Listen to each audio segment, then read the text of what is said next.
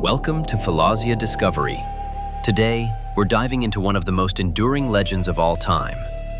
Atlantis, the lost city swallowed by the sea in a single night. For over 2,000 years, it has haunted humanity's imagination. A paradise of wealth, wisdom, and impossible technology. Some say it was just a metaphor. Others believe it was real and waiting to be found. From the depths of forgotten seas to the heart of ancient texts, the quest for Atlantis has sparked explorers, scientists, and even psychics. But what if the truth is stranger than fiction? What if Atlantis was never meant to be found? Because it never existed the way we imagine it. Atlantis may be the most famous lost city in history. But here's the twist most people don't realize. The entire legend of Atlantis comes from just one man. Not an explorer, not a king, but a philosopher. His name was Plato, and over 2,400 years ago, he sat down in Athens and wrote 2 books that would echo through the centuries. Inside those books, Timaeus and Critias, he slipped in a strange, unfinished story about a mighty island empire that vanished beneath the sea. But Plato wasn't writing history. He was trying to teach something. His books were about politics, justice, and the soul of civilization. And buried in his lessons was this bizarre tale of a paradise that fell.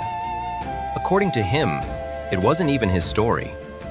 It had been passed down for generations, but no other ancient Greek ever wrote about it, only him. And that raises a powerful question. Was Atlantis real history or pure philosophy? To understand the true origin of Atlantis, we must look not to the ocean, but to the land where the story was first recorded. Long before it became legend, Atlantis existed in memory, preserved in stone, in scrolls, and sacred rituals. Around 570 BCE, Egypt thrived under the 26th dynasty, during an era known as the Scythe Renaissance, a golden twilight of science, culture, and diplomacy. Pharaoh Amasis II ruled with intelligence and pragmatism. He reopened Egypt's harbors to the world, inviting Greek knowledge and restoring temples lost to time. At the center of Egypt's cultural revival stood Sais, an ancient city often overlooked, unlike Thebes or Memphis. At its heart stood the Temple of Neith, goddess of creation and cosmic balance, worshipped here long before the Greeks had a word for philosophy. Her temple was more than a place of worship. It was a library, a center of knowledge, a vault of celestial wisdom. Inside, priests preserved scrolls of papyrus and clay, histories that predated kings, maps of forgotten stars, and records of long-lost lands. Not myths, but true chronicles, carefully guarded across generations. In the late 6th century BCE, during Egypt's Scythe Renaissance, a Greek seeker named Solon arrived, not for conquest, but for wisdom. He believed the oldest truths lay beyond Greece, where gods were carved in stone and stars had been tracked for millennia. He journeyed to Sais, the city of memory, and entered the incense-filled Temple of Neith. There, the priests shared sacred scrolls, star maps, and tales of floods and forgotten lands. Among them was a story no Greek had heard, a legend that would echo for centuries, the tale of Atlantis. Solon returned to Greece carrying a secret unlike any other, a tale whispered by Egyptian priests in the archives of the Temple of Neith.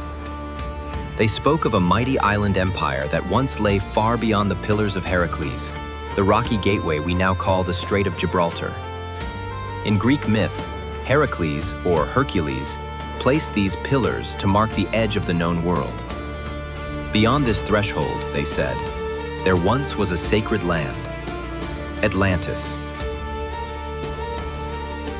Atlantis was not born in war. It was born in wonder. Legend says the sea god Poseidon claimed a mortal woman named Cleito, and from their union, 10 sons were born, demigods destined to rule. They divided Atlantis into 10 kingdoms, each led by a noble king. At the center of it all stood the firstborn, Atlas, crowned ruler of the capital and bearer of the empire's name. The island itself was a marvel of sacred design. Concentric rings of land and sea, fed by canals and dotted with silver towers. Its walls shimmered with orichalcum, a glowing metal lost to time. Atlanteans honored the stars, charted the heavens, and built temples of breathtaking beauty. They believed in divine harmony, a sacred balance between man, nature, and the gods. For centuries, Atlantis thrived, but power breeds hunger. The kings, once guided by Poseidon's law, grew proud. Temples swelled with gold, rituals turned into spectacle, and the balance began to tilt. Atlantis turned outward. No longer content to trade, it chose to dominate. From Libya to Egypt, from southern Europe to the Aegean, Atlantean fleets conquered coast after coast. Its warriors marched beneath banners of fire and sea, until one land stood defiant, a forgotten Athens, unyielding in the face of empire. Don't miss what comes next. The forgotten empires, the erased truths, and the stories time tried to bury. Subscribe to Phylosia Discovery for more secrets from the past.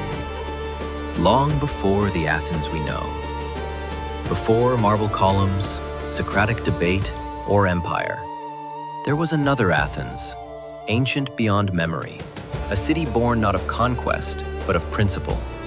Its people lived in harmony with nature and the divine, guided by laws that honored wisdom, courage, and restraint. They built no grand fleets, raised no empire. And yet, when Atlantis turned toward domination, Athens stood alone, with no allies, no gold, no gods of war behind them, only virtue. And virtue did not bow. It began with sails on the horizon. The Atlantean Armada, crimson banners high, orichalcum hulls gleaming, had come to crush a city that refused to kneel.